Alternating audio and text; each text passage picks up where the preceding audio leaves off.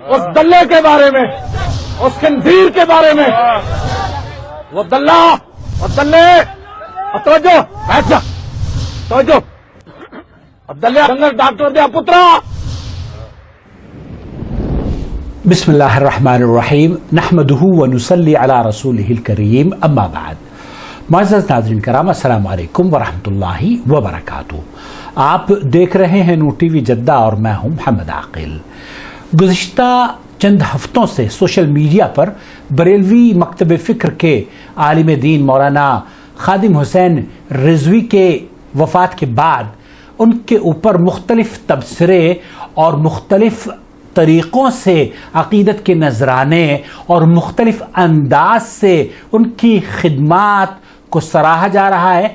और उन्हीं के मकतब फ़िक्र के हनफी मकतब फ़िक्र के ही लोग, देवबंदी मकतब फ़िक्र की, जिनके आपकी खिदमत में मैंने गुज़िश्ता हफ्ते एक वीडियो नकल करी, उन्होंने तो यहाँ तक कह दिया कि जो शख्स इसकी नमाज जनाजा में शरीक हुआ है उसे अपना निकाह और ईमान का इआदा कराना चाहिए, क्योंकि वो ईमान से भी जाता रहा और निकाह भी उसका टूट गया। ये उनका मौक़िफ़ था, हमारा नहीं। अलबत्ता यहाँ मैंने जो बात आपकी खिदमत में पेश की थी वो इस लिंक पर आप उस वीडियो को देख सकते हैं। आज जो मैं गुफ्तगू करने की सआदत हासिल कर रहा हूं, दरअसल हम जब भी कोई बात करते हैं उसमें इस्लाही पहलू को बहुत ही गौर से, सोच और फिक्र के साथ, जिम्मेदारी को महसूस करते हुए आपकी खिदमत में उसे पेश किया जाता है। और नतीजे में अल्लाह के फजल व करम से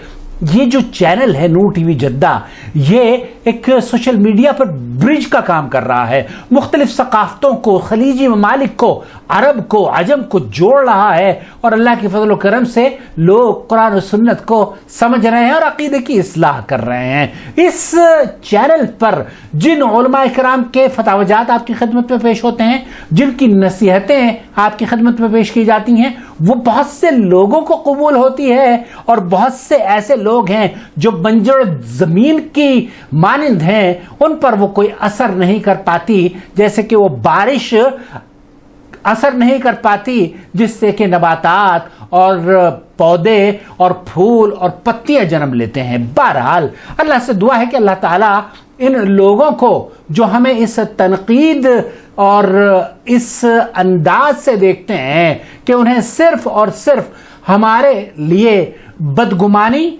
और गलत बयानी से इसके अलावा और कुछ नहीं आता, ऐसे ही एक शख्स के बारे में, हालांकि मेरी बिल्कुल भी तबीयत नहीं थी कि मैं उस शख्स के सवालात या उसके चैलेंज का जवाब दूं, क्योंकि उसने मुख्तलिफ अंदाज में कहा कि मैं आकिल साहब आपको चैलेंज करता हूं, मैं आकिल साहब आपको चैलेंज करता हूं। मैं चैलेंज को कबूल नहीं कर सकता मेरे भाई।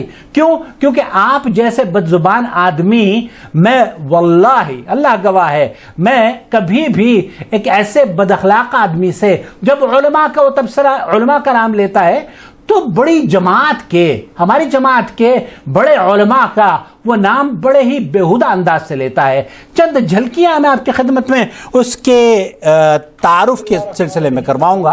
दोस्तों, एक नूर चैनल है, वो सऊदी में जद्दा में एक नूर चैनल है अहले हदीस का, उसको जो होस्ट करता है वो एक इंडियन है, मोहम्मद आकिल करके उसका नाम है। मोहम्मद आकिल करके उसका नाम है, उसका होस्ट करता है।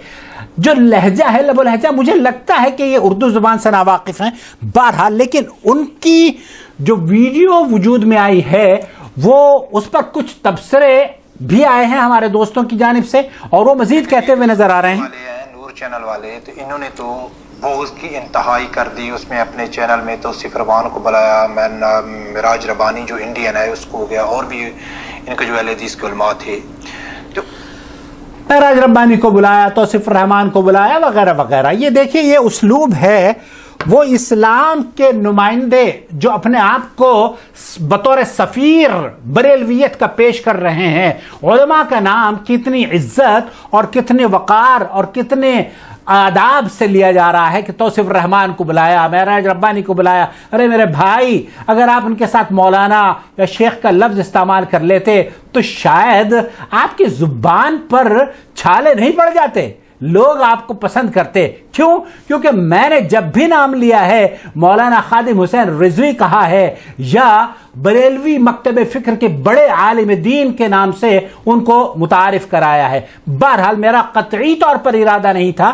کہ ان پر تبصرہ کروں اور اس طریقے کی بیہودہ گفتگو کو آپ کے ساتھ شیئر کروں، لیکن کچھ احباب نے ہمارے اس بات کی خواہش ظاہر کری کہ اس کا علمی جواب ہونا چاہیے، اور میں نے فضیلت الشیخ رضا اللہ عبد الکریم مدنی حفظہ اللہ سے بھی مشورہ لیا اور ان سے دریافت کیا کہ آپ کیا سمجھتے ہیں کہ اس آدمی کا جواب دینا چاہیے یا نہیں دینا چاہیے، اور اگر دینا چاہیے تو براہ کرم آپ اس سلسلے میں، چونکہ آپ کا تعلق بریلی سے رہا ہے، آپ نے 20 سال بریلی میں اسلام کی خدمت انجام دی ہیں، جتنی قریب سے بریلویت کو بریلویوں نے نہیں دیکھا اس سے زیادہ قریب آپ نے مولانا رضا اللہ عبد الکریم مدنی اسے دیکھا ہے، اور انہوں نے اس کو قبول کیا، اور انہوں نے جو نصیحتیں اس ویڈیو کے بنانے والے اور عوام کی خدمت میں پیش کی ہے، یہ قدر تفصیل سے آپ کی خدمت میں پیش کروں گا. تھوڑی طویل ضرور ہو جائے گی یہ ویڈیو، لیکن یقین جانیے وہ چاہے اخلاق کا معاملہ ہو، چاہے دینیات کا معاملہ ہو، چاہے عقیدے کا معاملہ ہو، چاہے حدیث کی معرفت کا معاملہ ہو، آپ بہت آرام سے، بہت اچھے انداز میں حقیقت تک رسائی آپ کی ہو جائے گی اگر آپ اس ویڈیو کو آخر تک دیکھیں گے. بغیر تاخیر کے مولانا رضا اللہ عبد الکریم مدنی. الحمدللہ والصلاة والسلام علی رسول اللہ وعلی آلہ واصحابہ ومن والہ. فاعوذ باللہ السمیع العلیم من الشیطان الرجیم. بسم اللہ الرحمن الرحیم.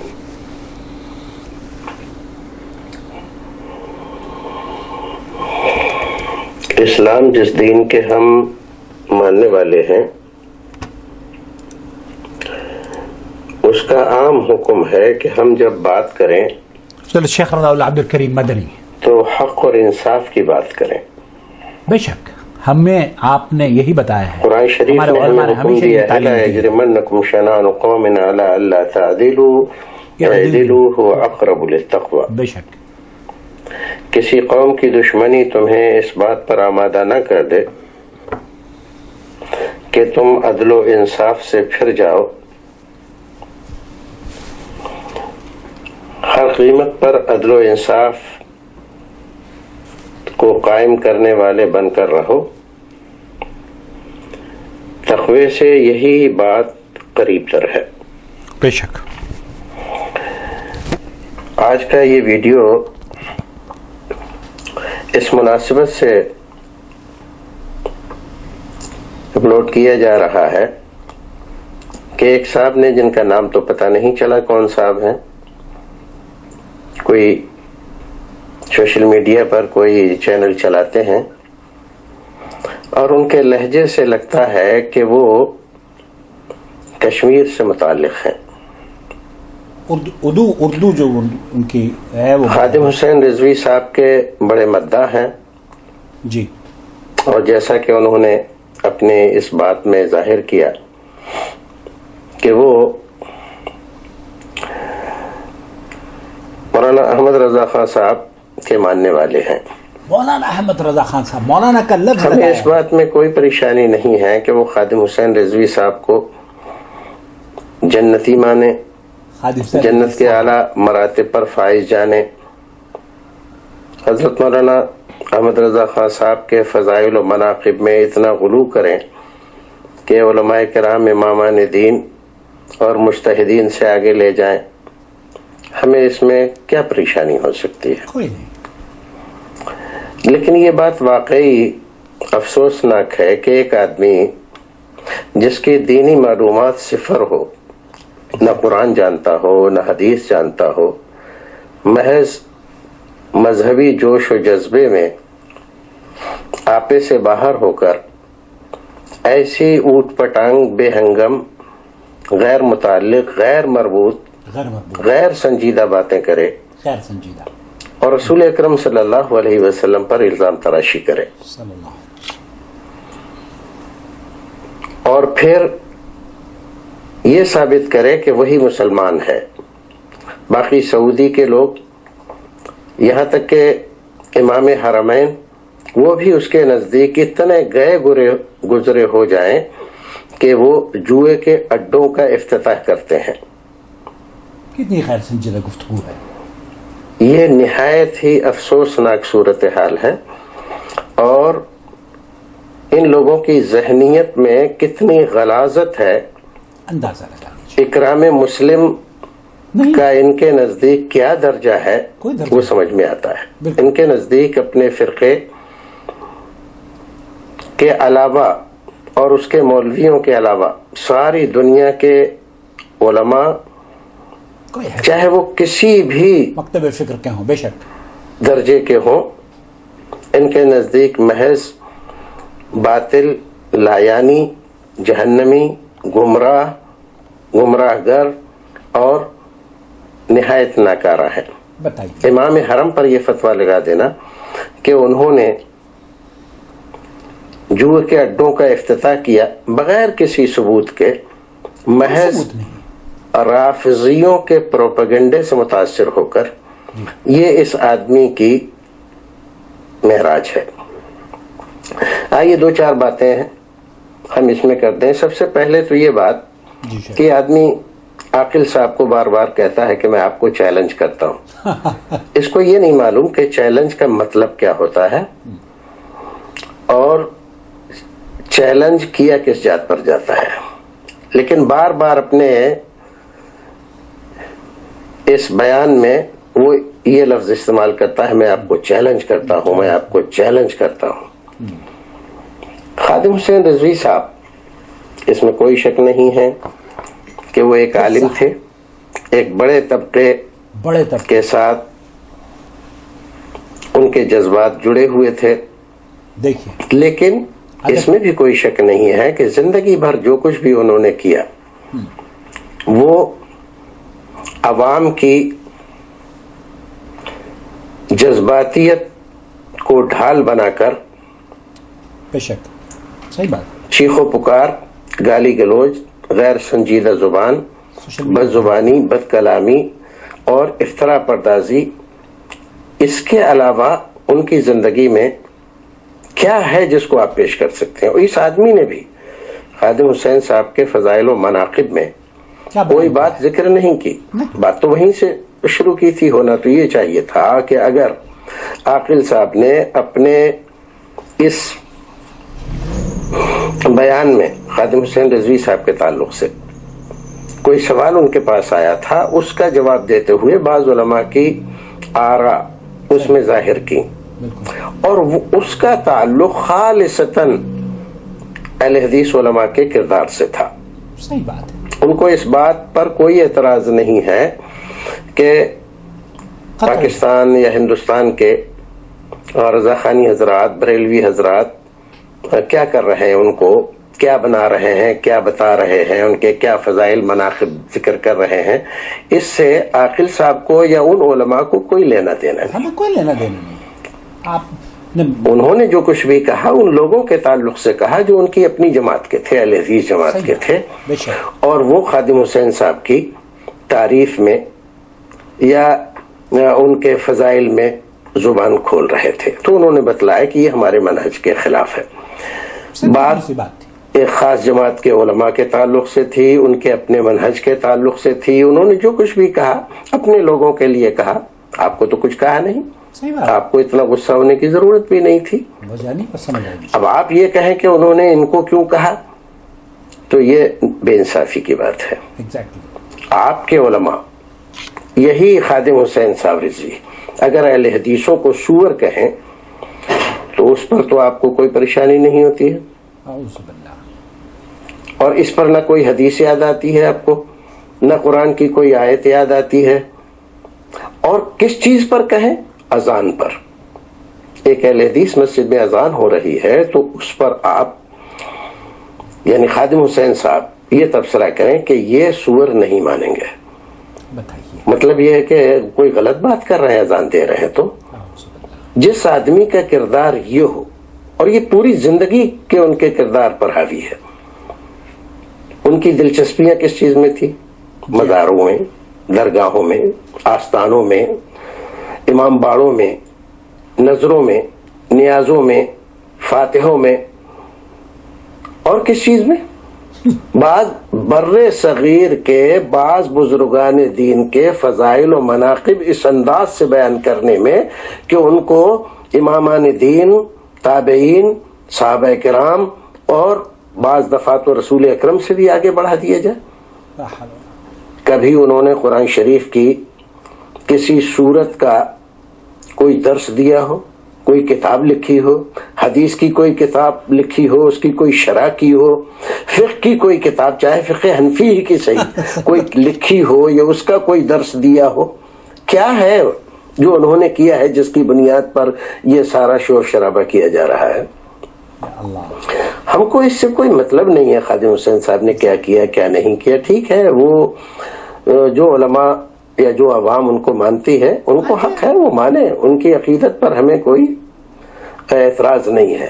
ہم تو اپنے لوگوں کو کہہ رہے ہیں کہ آپ کو کیا ہوا، آپ اپنے منہج سے ہٹ کر اور ایک پروپیگنڈے کا شکار ہو کر یہ غیر متعلق باتیں کیوں کہہ رہے ہیں؟ اس پر آپ کو اتنی تکلیف کیوں ہو رہی ہے؟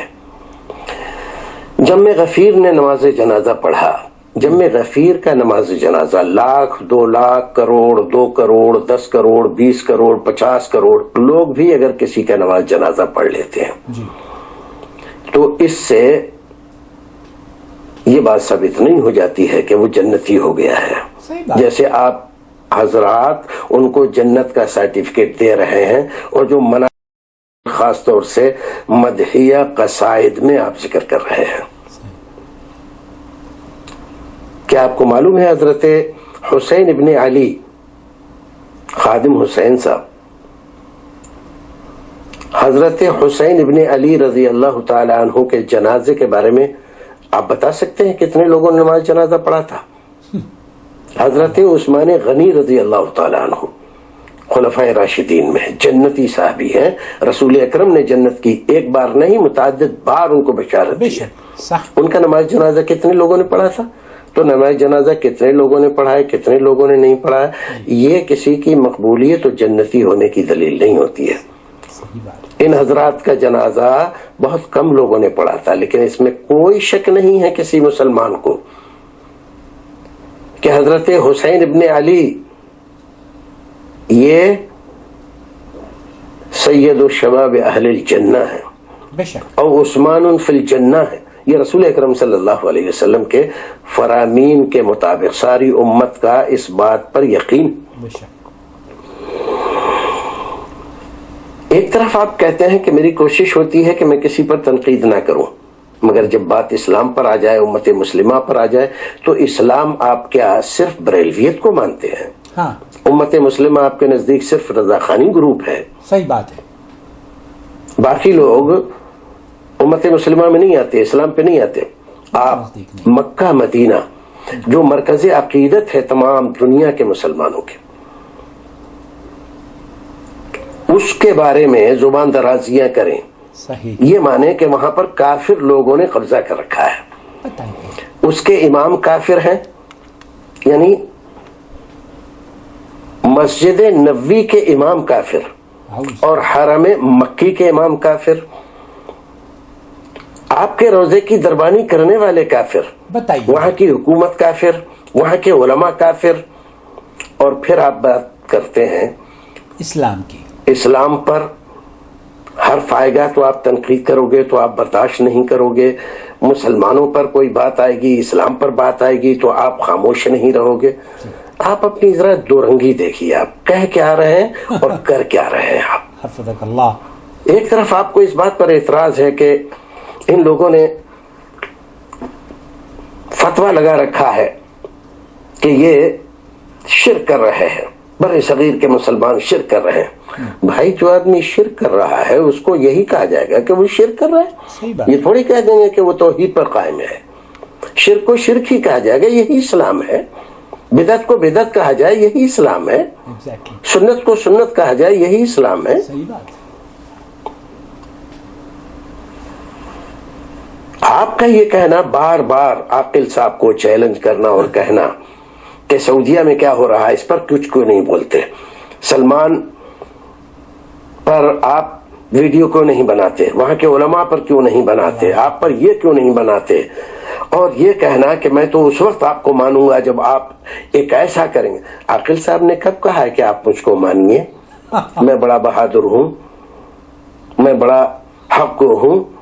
یہ ساری باتیں تو آپ نے اپنے حق میں محفوظ کرا رکھی ہیں. صحیح بات. عاقل نے تو ایسا کچھ نہیں کہا. عاقل تو ایک چینل چلاتا ہے, دنیا سے ان کے پاس سوال آتے ہیں دینی مسئلے کے تعلق سے. وہ کوئی یہ بھی دعویٰ نہیں کرتا کہ میں کوئی عالم ہوں, مفتی ہوں. عاقل اس بات کو علماء کے سامنے پیش کر کے اس کا جواب اپنے چینل پر شائع کر دیتا ہے. اس کے علاوہ تو کچھ ہے نہیں. اس نے اس کے علاوہ دعویٰ کب کیا ہے کہ جو آپ چیلنج کر رہے ہیں, وہ اگر کوئی ایسا چیلنج کرتا ہے کہ میں چیلنج اور میں ایسا ہوں, میں ویسا ہوں, میں حق ہوں, میں یہ کر دیتا ہوں, میں وہ کر دیتا ہوں, تب تو آپ ایسا کرتے. جب وہ ایسا کہہ ہی نہیں رہا ہے تو آپ کیوں اس کو زبردستی وہ بات کروا رہے ہیں اس سے, وہ بات اس کے ذمے لگا رہے ہیں, اس کو کنڈم کر رہے ہیں جو وہ بات کہہ ہی نہیں رہا ہے. ہمیشہ اس بات کو رافضیوں کے اور نیم رافضیوں کے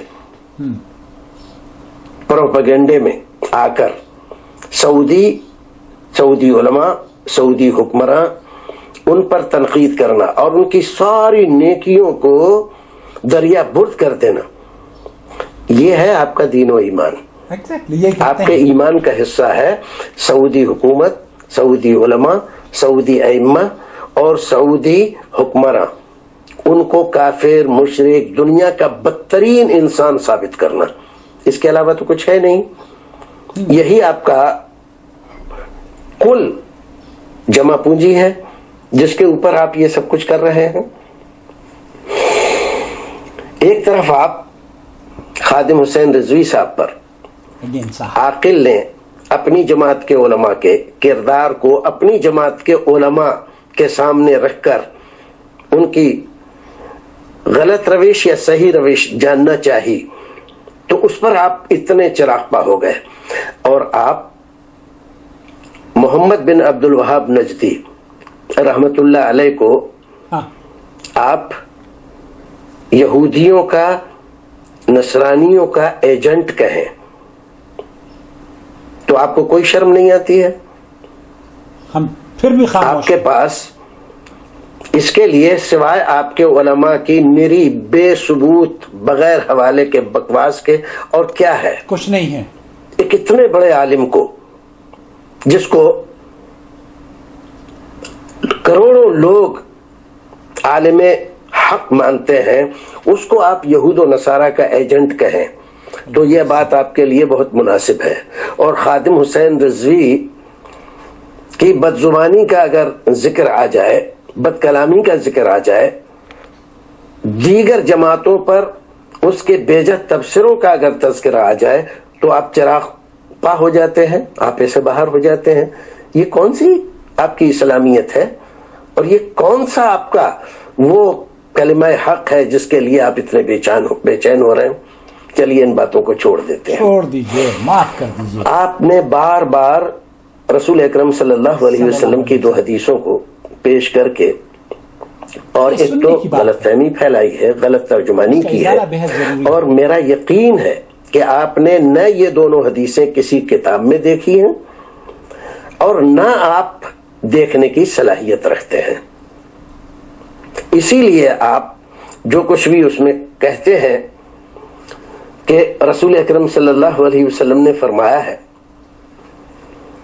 کہ نس سے سینگ نکلے گا, مسلمانوں پر شرک کا فتویٰ لگائے گا, یہ بات آپ میں تو صلاحیت ہے نہیں, ہم جانتے ہیں. آپ اپنے علماء سے کوئی ایسی حدیث اگر ہے دنیا کے پردے پر تو ذرا اپلوڈ کیجئے, دکھائیے, ذرا ہمیں بھی بتائیے اس کا حوالہ کہ کہاں ہے یہ کہ نس سے سینگ نکلے گا اور مسلمانوں پر شرک کا فتویٰ لگائے گا, اور پھر یہ کہنا کہ سلطنت عثمانیہ میں 2.5 لاکھ مسلمانوں کو قتل کیا, شرک کا فتویٰ لگایا.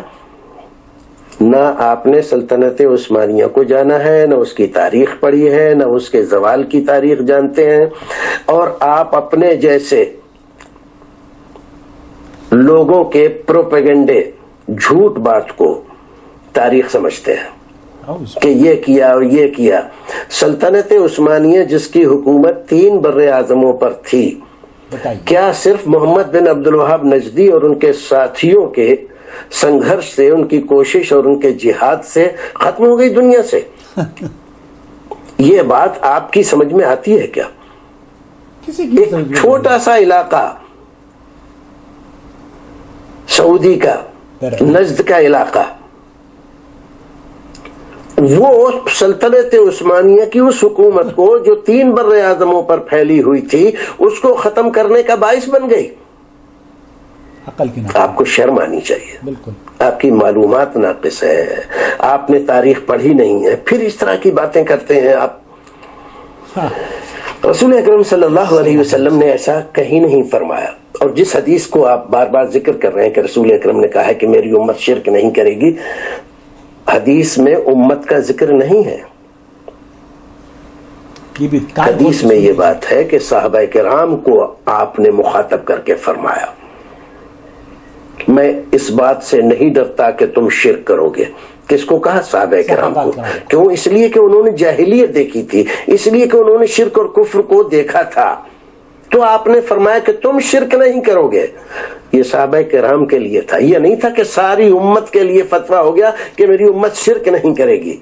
اگر ایسا ہوتا تو یہ جو بخاری شریف کی حدیث ہے، بخاری شریف 7116 نمبر کی حدیث ہے، اور مسلم شریف میں یہ حدیث 2906 نمبر کی حدیث ہے، یعنی بخاری مسلم کی حدیث ہے۔ حضرت ابو ہریرہ فرماتے ہیں لا تقوم الساعة حتى تضرب عليات النساء دوس على ذي الخلصة قال وذو الخلصة طاغية دوس التي كانوا يعبدون في الجاهلية۔ میری امت جب تک میری امت کے دوس کی عورتوں کے سرین ذل خلصہ کے ارد گرد جب تک حرکت نہیں کریں گے، اس وقت تک قیامت نہیں آئے گی۔ مطلب جیسے زمانہ جاہلیت میں ذل خلصہ کے ارد گرد یہ چکر لگاتے تھے، پھیرے کرتے تھے، اور جیسے طواف کرتے تھے، ایسے ہی ایک زمانہ آئے گا کہ یہ لوگ پھر سے شرک میں مبتلا ہو جائیں گے۔ یا اللہ، یہ بخاری شریف کی حدیث ہے۔ آپ اپنے علماء سے اس حدیث کو، میں نے نمبر بتلا دیا ہے، ذرا سا دیکھ لیجئے اور اس کی شرح دیکھ لیجئے، تو یہ سراسر غلط بات ہے کہ امت میں شرک پیدا نہیں ہوگا۔ جو بھی آدمی شرک کرے گا وہ مشرک کہلائے گا، اور رسول اکرم نے ایسے کوئی بھی بات نہیں کہی ہے کہ میری امت میں شرک نہیں ہوگا۔ یہ جھوٹا پروپیگنڈا ہے 100%، 1% بھی اس میں سچائی نہیں ہے۔ رسول اکرم نے جو فرمایا وہ اپنے صحابہ کرام کے بارے میں فرمایا۔ امت کا لفظ نہیں۔ دوسری حدیث جس کو آپ بہت زیادہ اٹھا کر پیش کرتے رہتے ہیں کہ نجد کے بارے میں رسول اکرم صلی اللہ علیہ وسلم نے یہ فرمایا، اور نجد سے سینگ نکلے گا اور ایسا ہوگا اور ویسا ہوگا، یہ بھی آپ کی سراسر زیادتی ہے، کیونکہ آپ لوگ حدیث پڑھتے نہیں۔ آج کے علماء کو چھوڑ دیجئے، آپ جب سے آپ بتاتے ہیں کہ وہابیت اس زمانے سے پھیلی ہے 100-150 سال، اس سے پہلے کے جو علماء گزرے ہیں انہوں نے جو اس حدیث کی تشریح کی ہے اس کو تو آپ مانیں گے۔ اس وقت تو آپ کہیں گے نا کہ اس وقت وہابیت نہیں تھی تو غلط تشریح نہیں کر رہے تھے۔ رسول اکرم صلی اللہ علیہ وسلم نے جب دعا کی، اور دعا آپ نے شام کے لیے، یمن کے لیے دعا فرمائی۔ ہاں، بخاری شریف کی جو روایت ہے اور بھی حدیث کی کتابوں میں ہے، صحابی نے کہا وفی نجدنا یا رسول اللہ، ہمارے نجد کے لیے بھی دعا کیجئے۔ آپ نے کہا ہناک الزلازل والفتن، وہاں زلزلے اور فتنے ہوں گے۔ دیکھیے زلزلے اور فتنے. زلزلے کا لفظ بھی یہاں پر جمع استعمال ہوا اور فتنے کا لفظ بھی جمع استعمال ہوا ہے. لیکن یہ حدیث صرف ایک ہی حدیث نہیں ہے. آپ دیکھیے معجم کبیر طبرانی جلد 12 384 میں حضرت ابن عمر رضی اللہ تعالیٰ عنہ کی حدیث ہے: اللہم بارک لنا فی شامنا اللہم بارک لنا فی یمننا فقالها مرارا فلما كان في الثالثة او الرابعة قالوا یا رسول اللہ وفی عراقنا، ہمارے عراق کے لیے. قال ان بها الزلازل والفتن وبها يطلع قرن الشیطان، وہاں زلزلے اور فتنے ہوں گے اور شیطان کا سینگ وہاں سے نکلے گا. کہاں سے؟ یہی بات آپ دیکھیے مسند بزار میں بھی موجود ہے اور یہی بات مسند احمد میں بھی موجود ہے. یہ حدیث ہے مسند احمد کی 5642 نمبر کی.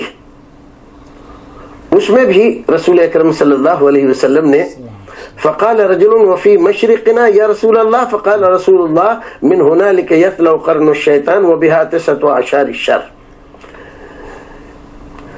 علامہ حیثمی مجموع الزوائد میں فرماتے ہیں کہ اس کے رجال صحیح ہیں.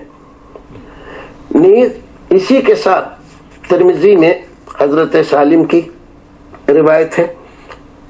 وہاں پر کیا ہے؟ ہا ہنا ارض الفتن واشار الی المشرق، یعنی حیث یطلع قرن الشیطان. مدینے میں کھڑے ہو کر جب آپ مشرق دیکھیں گے کہ مدینے کا مشرق کدھر ہے، مدینے میں سورج نکلتا کدھر سے ہے، اور پھر دیکھیں گے آپ یہ علاقہ جو محمد بن عبد الوہاب نجدی کا ہے یہ علاقہ کدھر ہے، تو آپ کو یہ بات سمجھ میں آ جانی چاہیے. اسی طرح سے یہی بات دیگر محدثین کرام نے بھی اپنی اپنی احادیث میں اپنی اپنی کتابوں میں ذکر فرمایا ہے.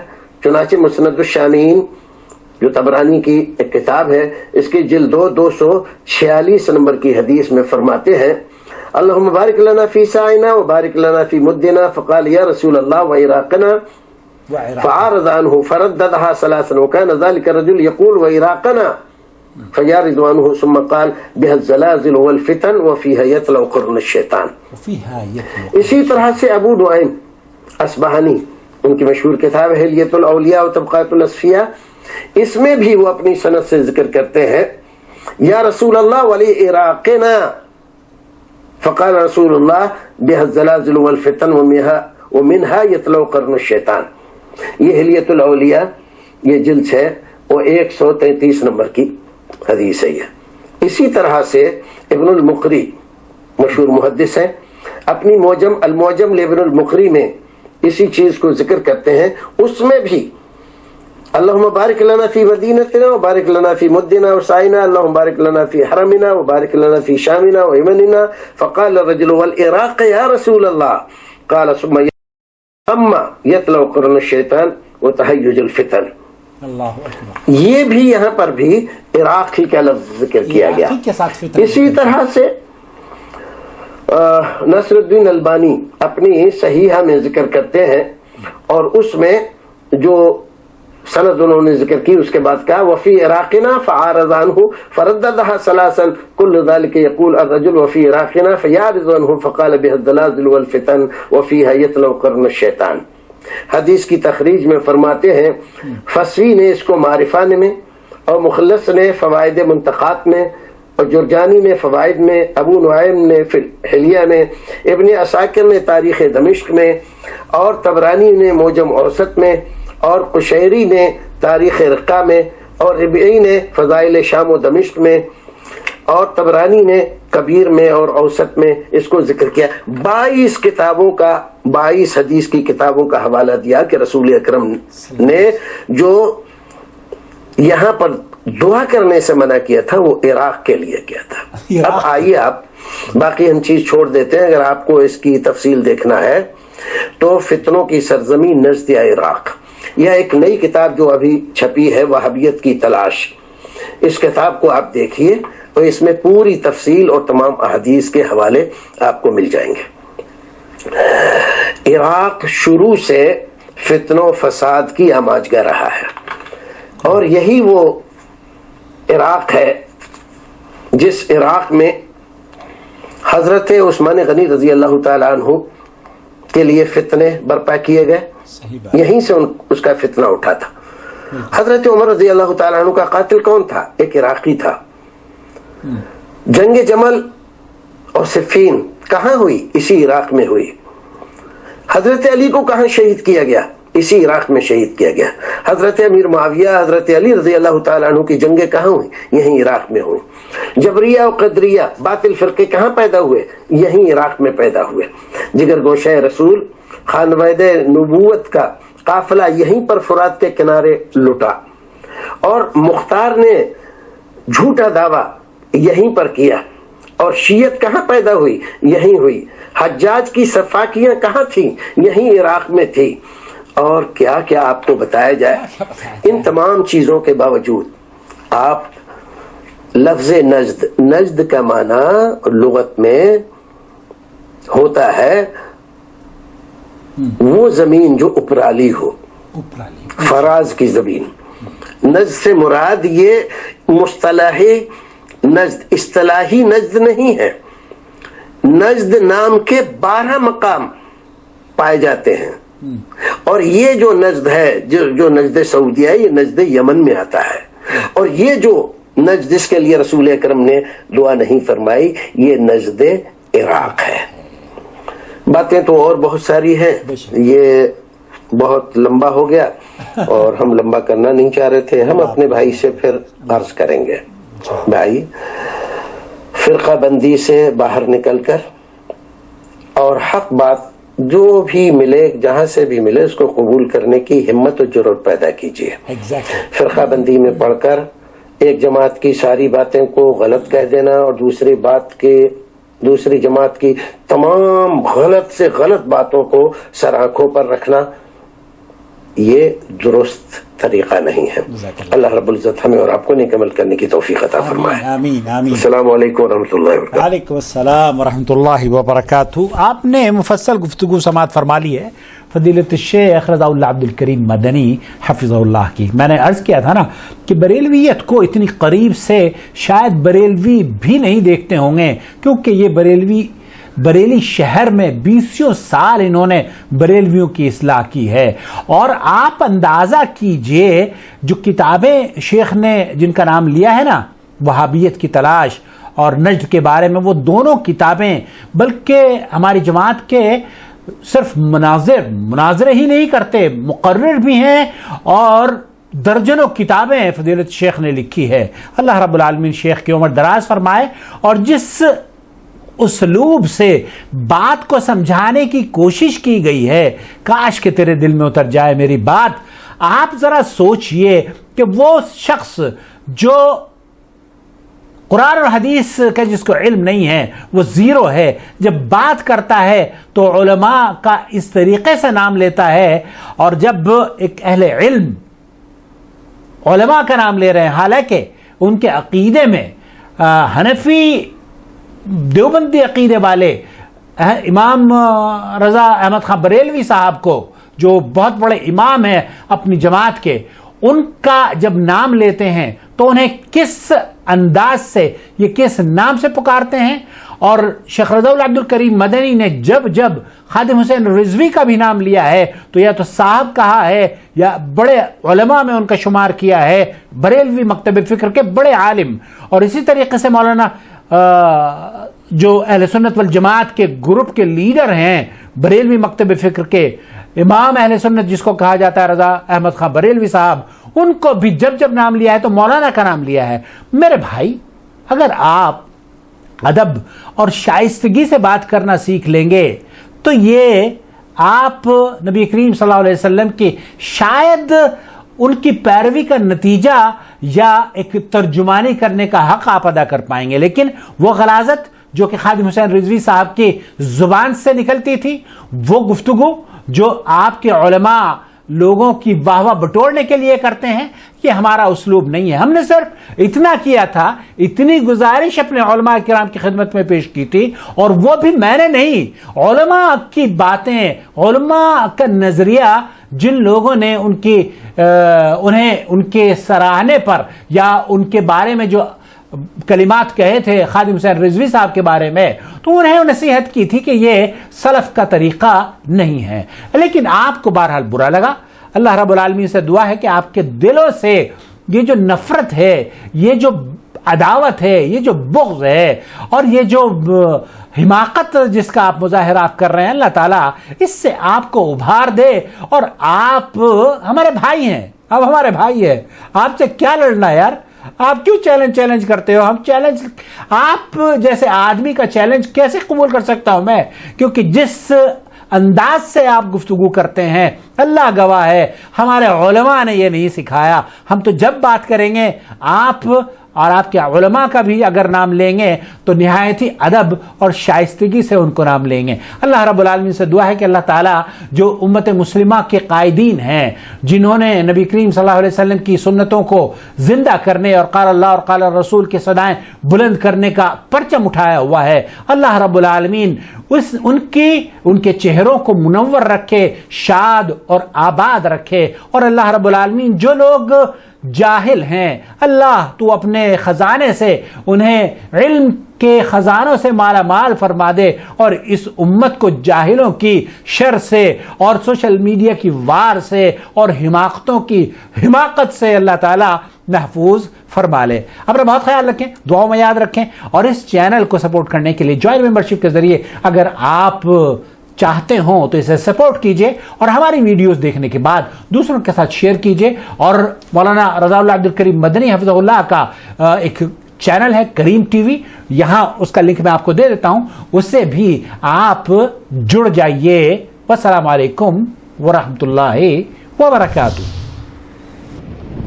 يا أيها الذين آمنوا اتقوا الله حق تقاته ولا تموتن إلا وأنتم مسلمون واعتصموا بحبل الله جميعا ولا تفرقوا ولتكن منكم أمة يدعون إلى الخير ويأمرون بالمعروف وينهون عن المنكر وأولئك هم المفلحون الله ولي الذين آمنوا يخرجهم من الظلمات إلى النور والذين كفروا أولياؤهم الطاغوت يخرجونهم من النور إلى الظلمات أولئك أصحاب النار هم فيها خالدون